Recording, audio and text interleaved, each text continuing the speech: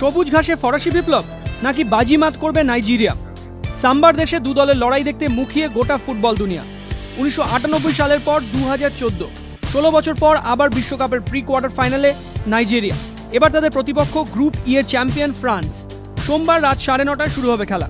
বিশ্বকাপের আসরে এখনো পর্যন্ত প্রি কোয়ার্টার ফাইনালের বাধা টপকাতে পারেনি নাইজেরিয়া। তবে ফুটবল বিশেষজ্ঞদের অনেকেই স্টিফেন কেশির এই দলকে এবারের বিশ্বকাপের ডার্ক হর্স বলে মনে করছেন। তাদের মতে এদিনের ম্যাচে নাইজেরিয়ার শক্তি আর গতির বিরুদ্ধে লড়তে হবে ফরাসি রক্ষণকে। এই টুর্নামেন্টে এখনো পর্যন্ত এটাই হতে চলেছে ফ্রান্সের সবথেকে বড় পরীক্ষা।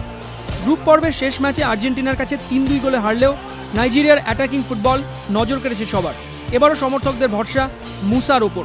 ফরাসি দুর্গের সামনে একাই ত্রাস হয়ে উঠতে পারেন তিনি।